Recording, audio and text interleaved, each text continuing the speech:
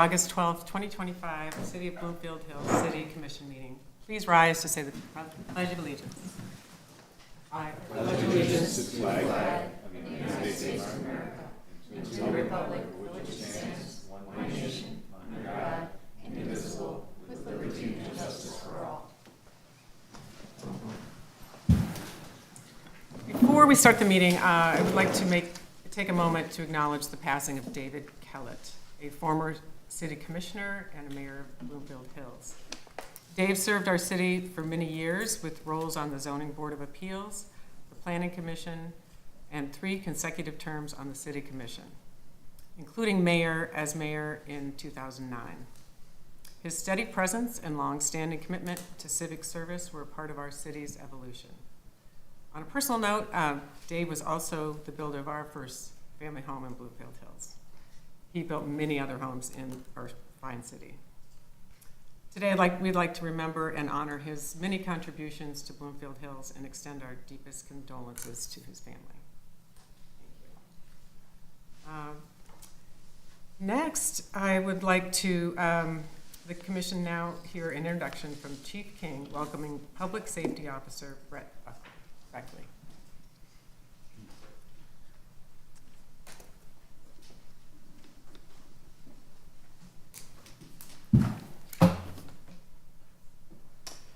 Good evening. Thank you, Mayor Fisher, Mayor Pro Tem McCarthy, Commissioners Baxter, Buckley, and Fisher, City Managers Hendrickson, City staff. It is my pleasure to introduce Brett Buckley, our newest member of the Bloomfield Hills Public Safety Department.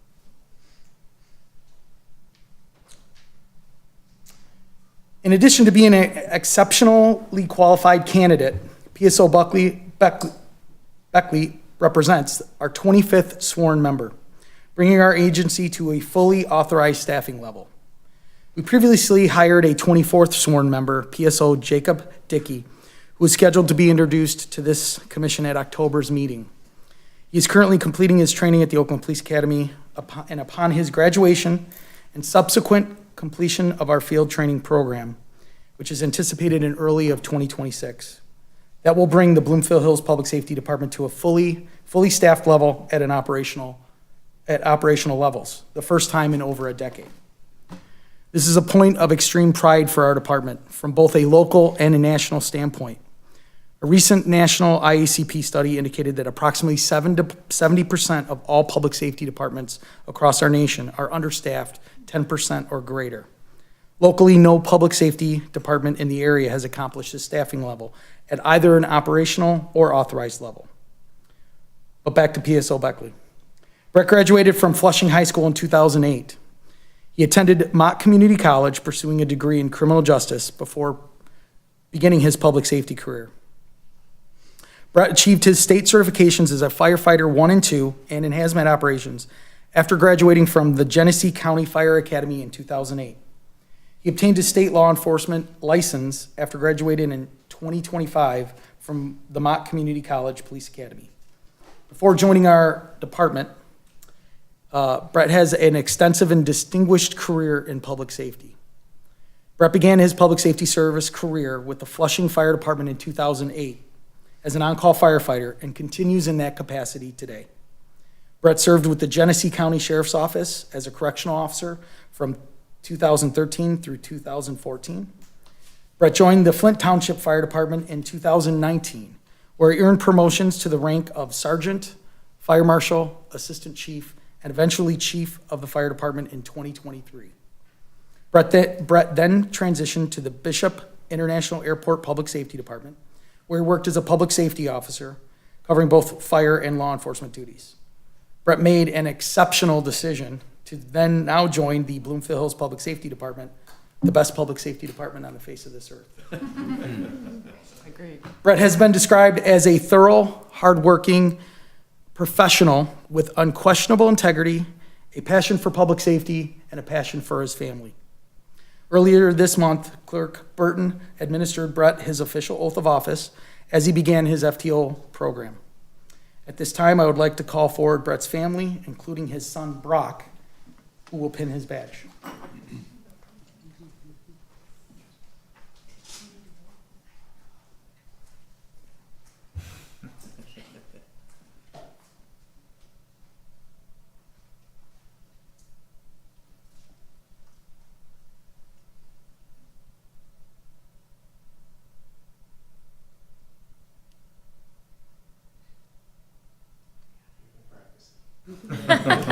job. Good job. I bet. You got it. You got it.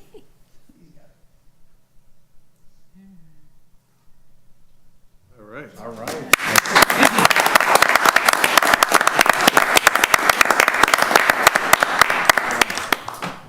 Ladies and gentlemen, PSO Brett Beckley. Hey, welcome. We have to talk. I'm from Flushing. Oh, And my dad worked for the Bishop Airport. He was captain. oh, So, all right. we'll talk. Welcome. Thank you, thank you. Congratulations, welcome. Thank you so much. Congratulations again. Thank you, sir. Welcome.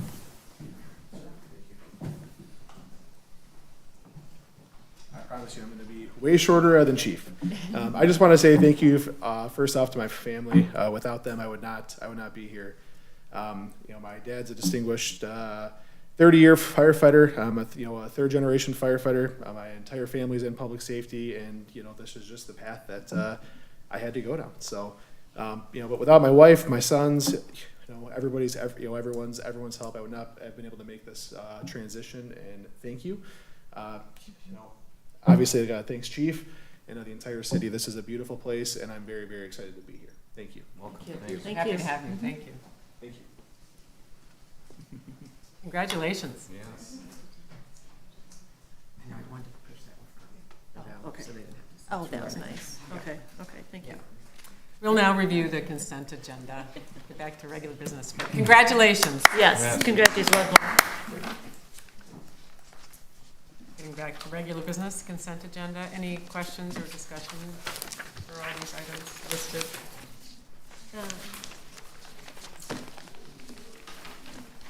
I have just a couple, Mayor. Sandra, we talked about this before. I forgot what you said. On bond refund, what is our repayment? Do we do it on a quarterly basis? Is it a schedule? Is it when they're closed? How do we do that? So I think you're referring to all the bond refunds. Yeah. That are mentioned on the cash, or on the check register. So there is a little bit of confusion, and we're kind of working through this process. But when you see Hubble, Roth and Clark or Giffords, those aren't actually bond refunds, they're escrow payments. Okay, But without getting into the weeds of the situation, our program doesn't allow us to do it as an escrow. It is done as a bond refund. Oh. So we're looking at a way to change it so that it lists at least the permit number. You can see some of them do list the permit number. yeah, So I apologize for the confusion with it saying bond refund. But to answer Amy, can your you close the question, door, we please? are trying to do bond refunds. yeah, on a because that's, quarterly basis. escrow and bond refund are two different They're things. two different things. One's And there's a bringing in money, the other one's taking it out. Well, we collect bond Yeah. money, and we hold it, and if Right. there's nothing, that occurs, road damage or anything like that, then we return the full amount. And there are a few in here, but it wouldn't be for a Hubble, Roth and Clark or for Giffords. That's all escrow. Oh, So okay. I am working through that, so it's a good Okay. question, because I know there's quite a few. on All this right, before. I wondered about that. And then my other question I had for you was, I saw you made a payment for the Evergreen Farmington sanitary drain. Is that a one-time payment? Is that more coming up, or? Nope, that was what was approved, I believe, in June. at the That's page June 8 of meeting. 10. Yep, to do a prepay for our portion of the. So how much more do we owe? That is it for That's this it. time, yes. That's it. For this project. That's all of that. Okay, and then,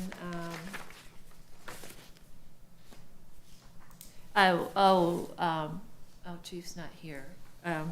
Dave, just please, I really like the major incident summary. Yeah. We haven't had that before, and I like that. It's good to know. So I really liked his summary, this, if he can continue with that kind of format, if it's something, I know not major things, but that's good to know. Also comment just on the building, lots of construction. going on with the city, so I'm sure that's really busy. We don't have, An engineer? yeah. No, Yeah, we- Jamie had to leave, he had something, in the middle of the meeting, he had to leave, so he had, I'm sorry, but maybe. That's okay. Maybe I can answer it. All right, so on the Chesterfield culvert, again, I know we keep talking about this, but this has been the longest planned culvert. Yes. In ever. So it says each tribal government has 30 days to comment or engage in consultation with the city on cultural resources concerns over the project. So are we in that 30-day period then, that Yes. they'll be? Yes, we are. So there's an archaeologist that has to dig to see if they find anything. They didn't find anything. Oh, okay. And part of this whole process, this governmental process, is to send letters out to different tribal organizations, and they can look at the archaeologist report, and they have 30 days to comment. Okay. If they believe it's appropriate or not. So it's just part of the process. I know that we're following the process as it goes. I know it's No, been a that's long fine. time. We have a grant, we have to follow that's fine, okay.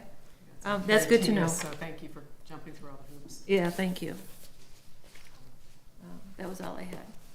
I just had one, Amy made a change, I think, to the minutes. I don't know, Amy, did we get a corrected version? I apologize, Commissioner, that's- I did not put them out, but yes, I did accept your change, so if you'd like to present it to the commission, I Yes, agree with it. the change I proposed was under the sanitary sewer rehab project, the motion that Commissioner McCarthy made. I think I added a little bit to it.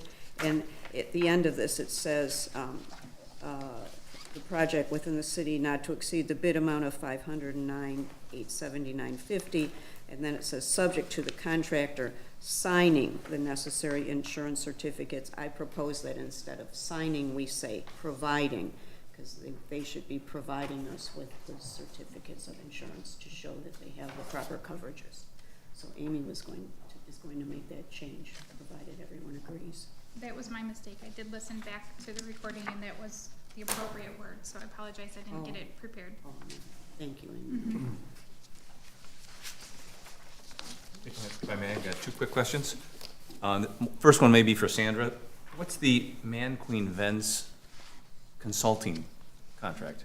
That is our, we have a consulting firm for our benefits. Got it. So That they've makes been sense. for many years, and we pay them quarterly for their services. And then this one's probably for Dave. The Safe Built, that's what exactly does that service provide? Because that's a monthly thing that, it's an expensive service, but It is. I'm sure it's important. I just don't know what it is. So we have a subcontracted building official. And I don't know if you read my latest report, but we're looking to get away from that. We believe we can pay probably 15 to 20% less if we had someone on staff. And so, yeah, it's a big ticket item. They provide the building official, but they also provide an electrical inspector. That doesn't cost the city because we're able to use permit fees. They've agreed to take the permit fees for the electrical, and that's the cost for the electrical inspector. But I'm going to review that also. And finally, we have a fire marshal, which I'm also going to review because I think we have a very accomplished experienced fire marshal, but we are experiencing some delays in service with him too. So we're going to review that also. Is that something in conjunction with the new PSO? I mean, Brett seems very. Oh, is it fire marshal? Yeah, Yeah. he probably Yeah. has the experience, and maybe we can do something like that. We did something like that before, but to your point, we never really had anybody that trained. So we'll look He at seems different really options. experienced. He does. At least could help us find Probably a some. matter of bandwidth, though, and what he's able to do. So. Yeah. Well, he's new, Or so could he has help to go us through his advise us programs. as a Yeah, person yeah. or additional, yeah. But we'll look at options. No, I get it. Thank you. That's all I have.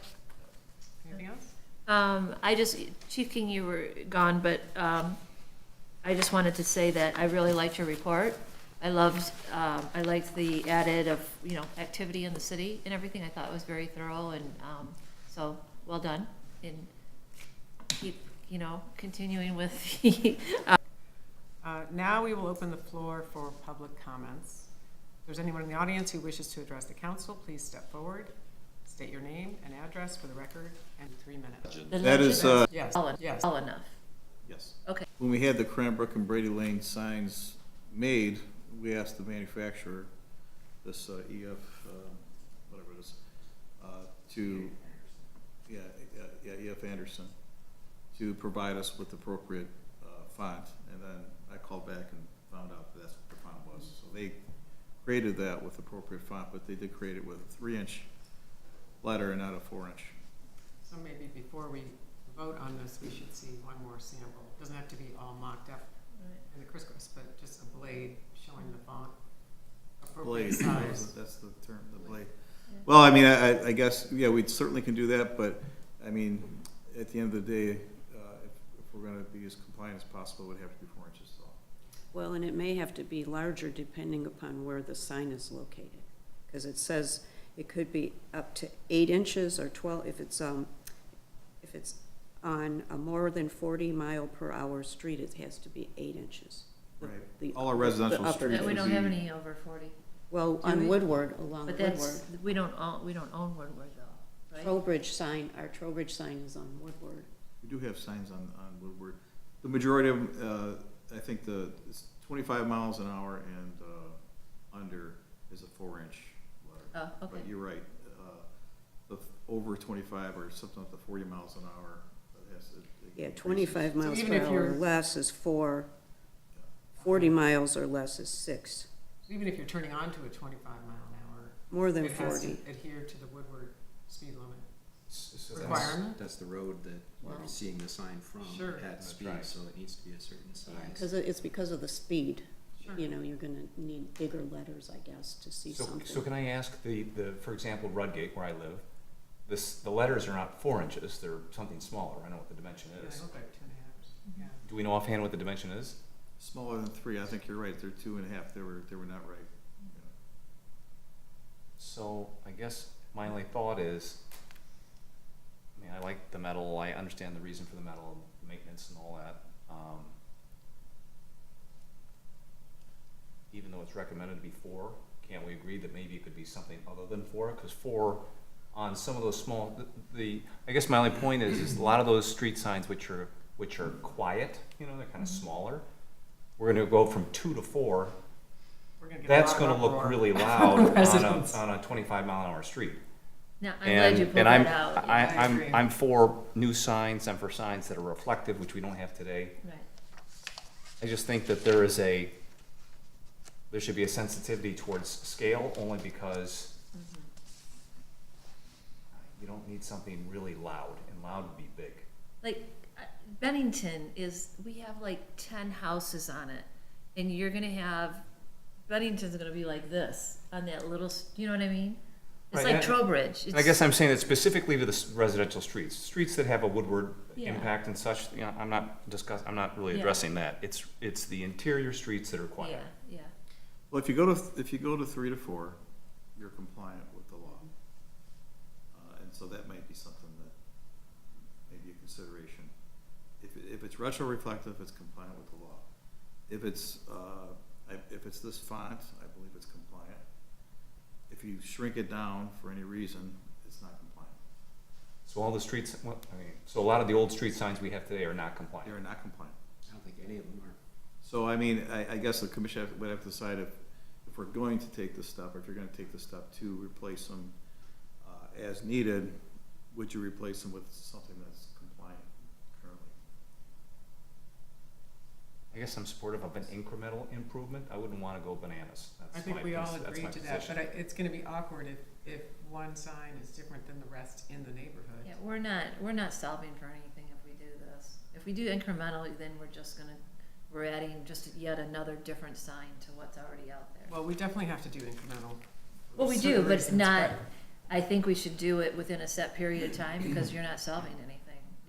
There'll be 20 years from now, and there'll still be wood signs and these signs and a new commission and something else. No, we have a standard manufacturer, which is a bonus. Yeah, I mean, The that's- brackets, just so you know, that if the commission was to decide that they like the brackets and the current size of pole that we use, that bracket fits the pole. I know Jamie checked with this EF Anderson, and they would have to order all these brackets, and it takes 5 months to get them. So it's kind of one of the reasons why I'm trying to bring it back up, because if that's the direction the commission wants to take, especially with the brackets, then we So can order these- them. These brackets, we could adhere to our existing poles? Yes, Because that was a problem with the other manufacturer. yes, That's great. yes. So we'd have to buy 3-inch poles for the other manufacturer for Right. this That's manufacturer terrific. here. That takes a 2 3/8 pole, which Jamie has a stock of them. And I think we talked about being able to buy in bulk. We are only gonna replace them incrementally, but at least we get a bulk price, correct? Well, yeah, and I'd recommend if I don't know about the signs, we can always get the signs made as we need them, but I would recommend that if the commission believes that those brackets are something you wanna have for the future, that we would order a lot of them, because it does take a long time to get. And then we would stock up on, he would stock up on it, he would have them with his poles, and as we need signs, we could order the signs as needed and get them replaced. Well, yeah, I really like the bracket. It represents and matches exactly what was originally in the city, so. Are you talking about the Cranbrook bracket or the Yeah, Trowbridge The bracket? Cranbrook. Okay, Actually, in that exact bracket, the Cranbrook Brady Lane bracket, is in the Pine Ridge neighborhood. It's the same bracket. oh, good. I think one thing we might have to, well, I tend to agree that 4 inches would be too loud and too abrupt. I think we would get a lot of pushback from that. Oh, yeah. 3 inches is probably about as far as we could go, but I think that's a reasonable size compromise. I would agree. I agree that it's 4 inches is, that Trowbridge or that's even bigger, or even Bennington, it's like, that's gonna be a monster on the street. I mean, if it ever really All the became, residents are gonna be really Oh, upset. yeah. if it ever became a major issue, which I don't think it would, you would be replacing blades, which is not a terrible thing. Yeah, and then I know that we talked about some sort of bracket for the end of it, and Commissioner Baxter had mentioned that you might be able to look at a way to manufacture some brackets. Oh, that'd be great. Yeah, I think it gives it a nice finished look, and that's how the originals I would were. prefer that. Yeah. It kind of squares off the ends, and Yes, that would give You it. gonna make these in your basement and share time? yeah, I'm gonna hammer them out one by There's your one. factory on the side project, that's great. Yeah. Thank you. That's great. So even if you had the curved ends, if you had a bracket that was squared off. Yeah, I was just Even thinking I about that. I think think Whitehall even could with the do curved that. ends, the bracket would square it out. You wouldn't have to Be worry your about parting it. gift. We could find Because somebody. their radius, That's it's like probably a a stamp. Standard, yeah. Probably stamp those. Mm-hmm. Well, it sounds like that the brackets from E.F. Anderson would be the way to go. And if, behind the scenes, if someone wants to let me know about the actual lettering and all that, we can do that offline. Sure. And then as far as the brackets too. We'll consider. So I don't really need a vote or anything, I just Okay, need good, very Right. good. So you have a good Yeah, I direction. just need some direction. Yep, Terrific. okay. Thank you for bringing it to our attention. Yep. Okay, the commission will now consider the updated proposal from Encode Plus Ordinance Services. So the commission challenged Amy and I with updating the prices and features of the Encode Plus program, which is a zoning code reorganization program. So we were able to get the president online, and Amy and I met with them, and we went through all the features that they have, and I don't know if the commission had a chance to review some of these features. I know Amy spent a lot of time looking at these features. She actually spent more time than me looking at this. And Thank kind you, of Amy. making, she has probably a broader understanding of what really is need.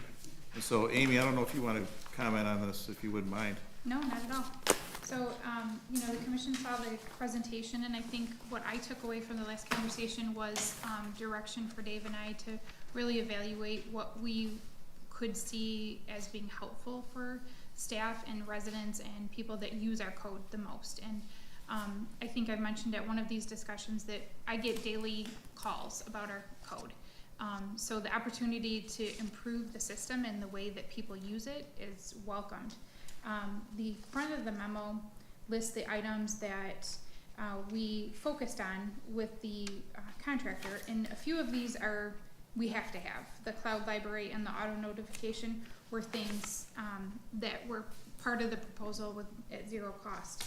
When it all came down to it and we had our conversation, the contractor, the vendor was really able to sharpen his pencil, and we got down to only a first year total cost of $47,990. That includes everything you see on the front page, in addition to the algebraic formula setback calculator, which was one of those special features that I think Mayor Fisher had asked if this contractor could do. After year one, the vendor offered to really take his annual cost from $13,000 down to $3,700 every year after. So, Wow. While we don't have a contract, I think Dave and I had thought that perhaps bringing a contract back to the city commission once you have this discussion today would be a viable option, to see at what point they're willing to keep that $3,700 annual cost after year one. But everything that's included is valuable to the bells and whistles that you saw in the last presentation. So the opportunity to have the archive manager, so you could go back to any point in time of when the code was adopted, and you could see what code was in place in a specific year. So this comes into play. Today's planning commission, we talked about a project that was non-conforming. We could easily go back to when that building was built and see the code that was in place at that time. We can do that now. It's just a lot more laborious with the way that we have it. So that archive manager is a great feature. The e-reader is for like mobile and tablet devices. So that's something that most people are using now to look up a code. A lot of people will stand in the lobby and scroll on their cell phone when we give them a reference to a code. So I think that's important. The code navigator really is a feature that allows a user that may not be familiar with a code, and it's a step-by-step walkthrough when you log on the website. It's almost like a AI prompt that lets you input what you're looking to do, and it will walk you through where to go and guide you through that online access. The GIS online zoning map is what the bells and whistles that we saw in the presentation, where you could zoom in on a parcel, you could see the zoning for that parcel, you could see what the setbacks were, and you could see that 3D image that he zoomed and showed us. So that's what that GIS zoning map is. I recall the 3D image was extensive and takes time and was more expensive possibly. But we're a small city, so is that? Yeah, that's why he really, I think, offered to cut down some prices. So Dave did a great job in that conversation. We each have our strengths, right? And that was certainly his strength in the conversation. I wanted to know the details of how it functioned, and Dave talked about the price. So he agreed to do that for zero annual cost. Oh, Good. great. Great. Negotiator. So can I ask, the 3,700 is like a maintenance to keep the system, All this. and that includes if we had changes, they update codes and such? Well, no. That's This, a good point. if we do update codes, it's, is it That Per was- page. Per page. per page $22, I think, or something like that, or $21? That is, Oh, so it is a per page, I believe it is. both of them were per page, yes. and we can't do it ourselves? I thought we could do it ourselves. No. No. We, right now, even the current code that we have, it's not, we do not do it ourselves. You hire the contractor to make sure that the ordinance is put in the correct place and all the references are checked out. So a lot of our ordinances, I'm sure you recognize, may, if you adopt an ordinance that affects the accessory structures, it may also refer to schedule of regulations. So that part of it is really critical to make sure that someone that does this is doing it appropriately. So for each vendor that we brought back to the commission, there was a per page charge, and each of the proposals that we presented to you were cheaper than the way we currently do it for a per page charge. Great. Mm-hmm. So we should have all our ordinances buttoned up. to do this? It's an ongoing thing. One of the things I liked about them is that it was not a big deal. I'll have this thing turned around in days, whereas right now we wait months. Wow. So it's, what's the term that they use when you So we codify annually. codify? With this company, they would codify as soon as you adopt an ordinance. I think it's 30 days that it'll be codified. So there's no lag time when developers are using our ordinance, and you adopt a plant materials ordinance. In 30 days, you're going to be able to go in and see. Whereas our current ordinance, you'd have to let the user know, hey, we made a change here. Be sure to look at the new ordinance. That won't be the case anymore if we were to go with either one of the platforms that we presented to you. It would be an immediate. Okay, so even if we are updating the plant materials ordinance, we'd have to pay the old company to change it. And then this company would implement the new one revised by the old company. So it doesn't make sense?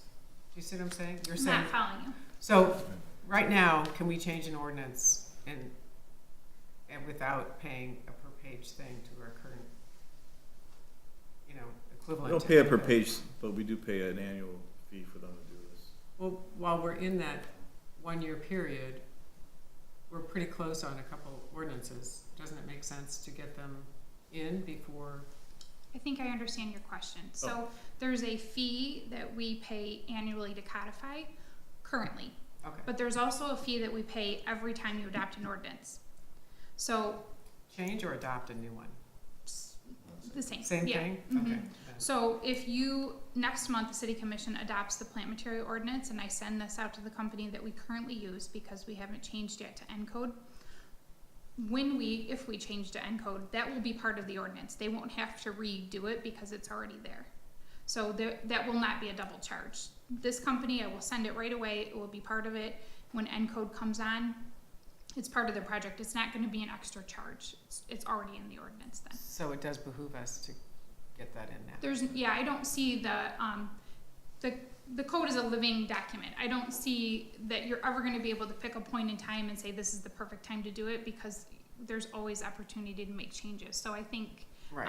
I don't think there's a problem with that.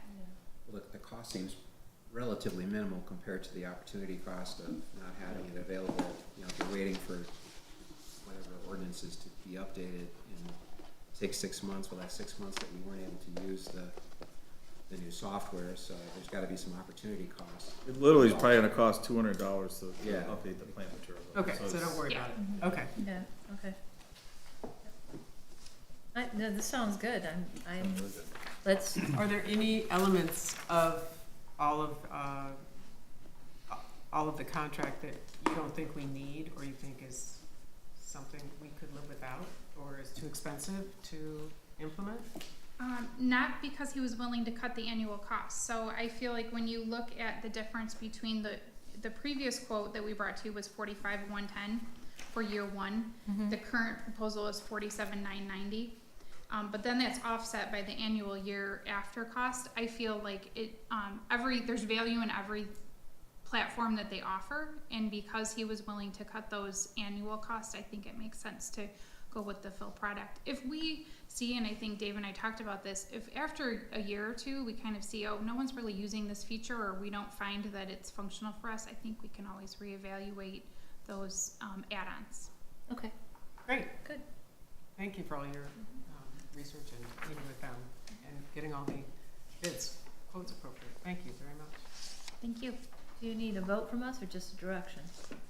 I don't think we need a vote from this. Just if you agree with this, yeah. That's good. Or do you want me to say, I hear a motion to select Encode Plus? Mark, do as- we need, Well, you'll need a motion to adopt a contract, but if there's Right. direction to,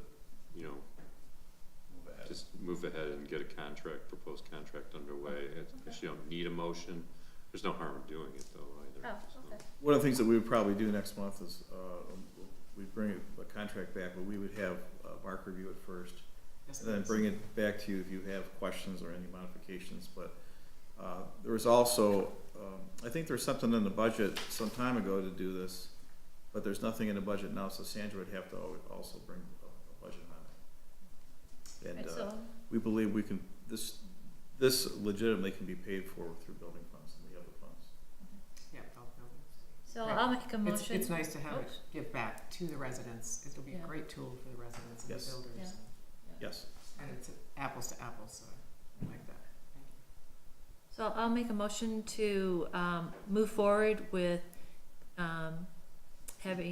getting a contract with Encode Plus Ordnance Services based on the information given to us today for the negotiated current rate of year one, $47,990 in annual fee.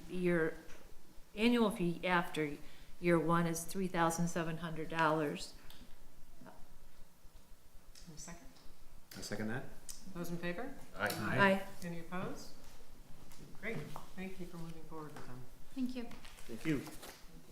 The commission will now consider approval for the polling location for precinct 2 for the November 4th, 2025 election.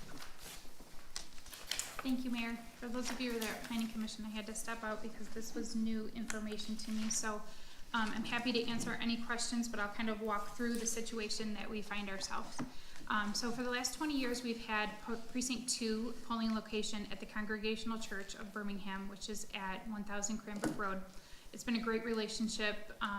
When I was probably here about 5 years when we moved from Cranbrook Boys School over to Congregational Church. So I am familiar with having to change a polling location, although I wish we didn't have to because it's a wonderful building. They have been so accommodating and it provides a great service for the residents, easy access, and it checks all the boxes.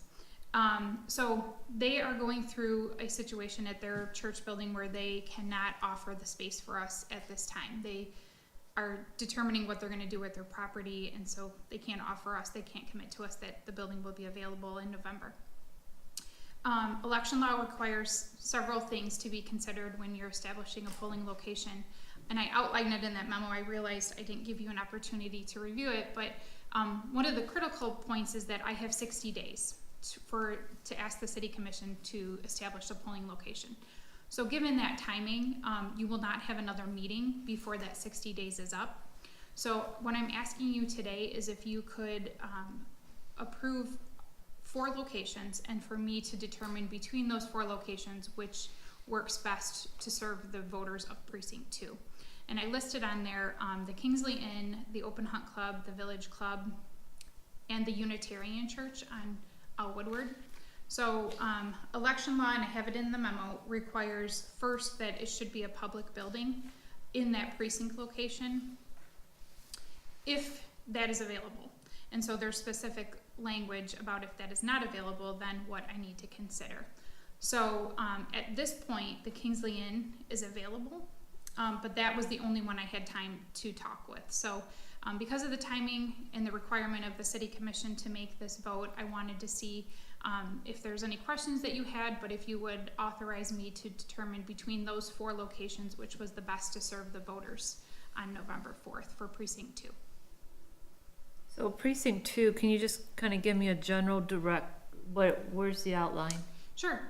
So if you're considering the map of Bloomfield Hills, from basically Long Lake down Woodward to Corton, and then over to just kind of cutting out Trowbridge, everything in that southern western part of the city is precinct 2. Everything else is precinct 1. So Your neighborhood, yeah, our old neighborhood. Yeah, so can I give a recommendation? It should be in the near the precinct? So Like it 2 has of to be in these. the precinct. Yeah, so I guess maybe let me explain why I put those other ones on there. I didn't do a good job of that. So election law recently has changed so that right now, you have to have a precinct can only have 2,999 voters in it. That was last year. Now you can have 4,999 voters in a precinct. So the reason why I left those other 2 options on there is that I could have the entire voters of the city in one precinct if that was the only option available. That's not my preference at this point, but I need to give myself options considering that we only have 60 days. So if I put all of the voters in one precinct, then it could be anywhere in the city. and it doesn't have to be in precinct 2. So precinct 2 are, the two options are the Kingsley Hotel and the Unitarian Church. Oh, so if you keep it separate, Yes. your point being, if you keep one and you have two different voting places, one's in precinct 1 and one in precinct 2. Yes. Or you just combine them all and have it anywhere in the city. Yes. Probably, yeah, okay. And what's the advantage to having two? Just there's more, Well, lines are divided, there's not as long of a wait for people? I think, so what we saw last year was the first year that we had a presidential election with early voting. And what we saw is that election day actually became not a very busy day. It became much less busy than the 9 days leading up to election day because of early voting. This election is going to be difficult because it is just a city commission and there is a school proposal, Bloomfield Hill School proposal on the ballot. So it's not going to be the turnout we had in November. But what we saw on election day is very short lines. There was a lot of times where the election inspectors were not busy at all and didn't have any voters. So there is some benefit to combining them because of early voting. The other benefit is obviously cost savings. I would have less employees, less election inspectors, less equipment. We already have the equipment, so that is really not an issue, but it's something to consider. At this point, the reason why I'm asking it is because it's such a new piece of information for me. I needed to give myself options, and because of the timing of your meeting. Yeah. So there's a lot, and all of those things, I mean, parking is a really big deal. ADA accessibility is a really big deal. So there's a lot of things that need to be considered. The Kingsley Inn is a decent option. I went there today, I looked at the space, kind of thinking that I'm gonna need, based on the phone call I had this morning, and I was hopeful that they would still let me use it in November, but that doesn't seem to be the case. So, The Kingsley Inn is not allowing you? no, the church. I Oh, thought right. this morning and Oh, that I okay. could convince them to let me use it in November. But, I think you're, well done. You're really thinking this through and thinking you. about, voting has changed. People vote early, they don't just vote on the same day, and it is a big expense for us to hold two different polling. So, yeah, So Well, even you for gotta- this smaller election, you'll have the 9 days in advance to vote? No, I will not have the 9 days. So you may recall when we first did early voting for that first city commission election, we didn't have early voting for city commission. Right, I either. thought it was just, yeah. Right. Mhm.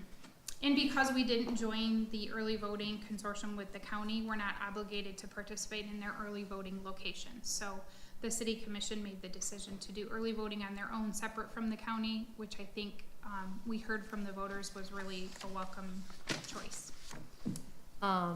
remind me again, though, we have what % of people vote absentee in our city? For using the presidential election, it was around 65% last November. Yeah, that's huge. Okay. So when I look at, just one more piece so- of information, when I look Sure. at the voters from the last city commission election, in precinct 2, we only had 307 votes for precinct 2. So when I consider, I have an obligation to notify the voters in that precinct that their precinct location will change. And we will follow the law and we will do more. We will do an exceptional job of getting notice out there. And also I would plan to have people stationed at the old location with permission you. from the church so that they can direct to where they need to go. But if we're really only talking about 300 or 400 people, it's not as impactful as if it was a presidential election and the impact to voters for this election. You So mean we're- our vote, our commission race is just as impactful? For those 300 people that come out to vote for you. Yeah, exactly. So you would recommend we switch it to the Kingsley Inn? I recommend Or that you give combine me, everything? She wants the She approval wants to make to the look decision. at it. Oh, absolutely, Yeah. okay. Yeah. so of those 4, if you could just give me authorization to decide which one of those 4 within the 60-day time frame, which is September 5th. Do we need to vote, or you want us just to say? Yes, We I need need to a vote. motion, please. So we have your motion? I move that we approve the use of any one of the following locations to be used as a polling location with a final determination to be made by the city clerk before before Friday, September 5th, 2025, which is 60 days before the November 4th, 2024 election. Birmingham Unitarian Church, the Kingsley Inn, the Village Club, or the Bloomfield Open Hunt Club. Second? Second. Those in favor? Aye. Any opposed? Thank you for all your hard work. Yep. Appreciate it. Okay, the commission will now hear the manager's comment. Thank you, Mayor. I just, a couple things. I know that, Mayor, you actually had mentioned that that the city may want to get involved in the Arbor Day Foundation. And so we looked into that, and one of the things that's required is that the city commission would have to adopt a proclamation for Arbor Day. The city would have to have an Arbor Day event. Oh, that's not. Yeah. And in addition, we'd have to install Tree City USA signs in the city once the application is approved. So it just didn't seem like it was, Not a good fit. but okay. thank you. So move that to the side.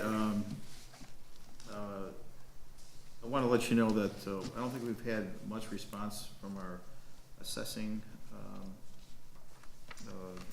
Yeah. I don't, when is that date? up with? Thursday is This 3 Thursday. o'clock on Thursday is the So deadline. sometimes, you know, we'll get bids come in, but it's not looking very promising. So the September agenda, we'll bring it back to you with what happened with our request for proposals. And if we don't get any, we're gonna have to move forward with using the county, or stay with the county for assessing. And that's about all I had, really, I think. Okay. Other business, it was brought to my attention when I was looking at properties for the planning commission that there were signs, the Cranbrook Homes builder had huge signs close to the road, visible from Long Lake, that were colorful, not black and gold, and I just hope we can, out of courtesy to all the neighbors who have to live through all of that construction, that maybe, we ask them to move their signs back and Absolutely. make them more discreet. Yeah, we will take care of that. Great. Thank you so much. Any other further business? Anyone? And that includes the size of some of these signs. I think some of these people are taking liberty of, Yeah. you know what I mean? 12-foot max, yeah. Yeah. Yeah, it's a 12 square Square feet, foot, and 25 feet back from the road's edge. So we did go through the whole city and look at it, but, and every time we have a construction site, we communicate that, but it can absolutely slip through the cracks, and we will do another survey of the city. Thank you. Yeah, That's great. Absolutely. Thank you. So if there's no further business, someone like to entertain a motion to adjourn? And motion to adjourn? Okay, the city Okay. meeting is adjourned. Our next meeting is Tuesday, September 9th, 2025. Thank you, everyone. Yeah.